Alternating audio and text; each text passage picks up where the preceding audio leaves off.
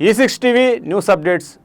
ఏలూరు జిల్లా చింతలపూడి నియోజకవర్గం జంగారెడ్డిగూడెం ఆర్డీఓ కార్యాలయం వద్ద నేవీ ఆయుధ కర్మాగార డిపోకు సంబంధించి ఏలూరు జిల్లా పోలవరం నియోజకవర్గం కొయ్యలగూడెం మండలం బోడిగూడెం మంగపతి దేవి మార్కెట్ నగరం శ్రీరంగపట్నం రేగులకుంట గ్రామాల రైతులు ధర్నా నిర్వహించారు. ఈ కార్యక్రమంలో ఏలూరు జిల్లా సిపిఐ జిల్లా కార్యదర్శి మన్నవ కృష్ణ చైతన్య, కోయిలగూడెం మండలం సిపిఐ మండల కార్యదర్శి ఆంజనేయరాజు, మాజీ రాష్ట్ర అత్తిరాస కార్పొరేషన్ చైర్మన్ ఇల్ల భాస్కర్రావు, మంగపతి దేవి పేట ఎంపీటీసీ తేలె శ్రీనివాసరావు మరియు పెద్ద ఎత్తున రైతులు పాల్గొన్నారు.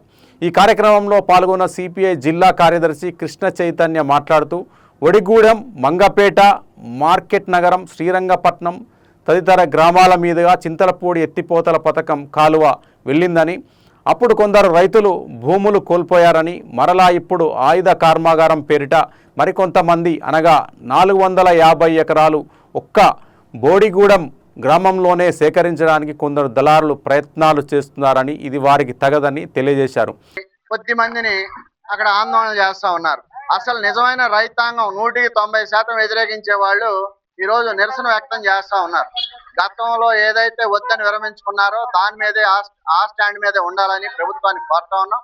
పచ్చని పంట పొలాలు, అక్కడ ఉండేటటువంటి పంట పొలాలు ఎకరం, 2 ఎకరాలు, 3 ఎకరాలు రైతులు, చిన్న రైతులతో పాటు అక్కడ ఉండే వ్యవసాయ కూలీలు వీళ్ళందరూ ఏమైపోతారు? అక్కడ వ్యవసాయాన్ని నమ్ముకుని జీవించే వాళ్ళు రైతులు ఉన్నారు, వ్యవసాయ కూలీలు ఉన్నారు, అన్ని వర్గాల ప్రజలు అక్కడ ఉంటా ఉన్నారు. కాబట్టి ఆ ప్రాంతంలో ఆయుధ డిపో పెట్టడం అనేది మంచిది కాదు. పచ్చిన పంట పొలాల్లో దాంతోపాటు ఆ ప్రాంతం నుంచి చింతలపూడి ఎత్తిపోతల పథకం కాలువ వెళ్తా ఉంది. ఆ కాలువ పూర్తయితే ఆ ప్రాంతం చింతలపూడి ఎత్తిపోతల పథకం ఎప్పుడైతే స్టార్ట్ అవుతుందో దాని ద్వారా వచ్చే నీటితోటి ఆ ప్రాంతం అంతా మంచి పంటలు పండుతాయి ఇంకా. కాబట్టి అటువంటి మంచి భూముల్ని తీసుకోవడం మంచిది కాదు. మీకు కావాలంటే ఎక్కడన్నా అటవీ భూములు ఉన్నాయి, ప్రభుత్వ భూములు ఉన్నాయి, బయటికి పోయి అక్కడ పెట్టుకుంటే చాలా బాగుంటుంది. అంతేగాని దళారీ వ్యవస్థ ఎటువంటి పనులు చేయడం వల్ల అక్కడ ఉండే రైతాంగాన్ని ఇబ్బంది పెట్టడం మంచిది కాదు. ప్రభుత్వం కూడా ఆలోచన చేయాలి. ఇవాళ వ్యవసాయ భూమి తగ్గిపోతా ఉంది, వ్యవసాయం చేసే వాళ్ళు తగ్గుతా ఉన్నారు. ఇవాళ ఎల్నీనో వాతావరణం, అసలే అరకొరగా పంటలు పండుతా ఉన్నాయి. ఇటువంటి పరిస్థితుల్లో పచ్చని పంట పొలాలు నాశనం చేయడం అనేది మంచిది కాదని చెప్పి ఆ రైతాంగం ఏదైతే కోరుతా ఉన్నారో ఆయుధ డిపో మాకు వద్దు, మేమేమని చెప్తా ఉన్నారో దాని మీద వాళ్ళు స్టాండ్ ఉన్నారు. కాబట్టి మీరు ఖచ్చితంగా విరమించుకోవాలని చెప్పి ఏదైనా ఆలోచన ఉంటే తెలియజేస్తాం.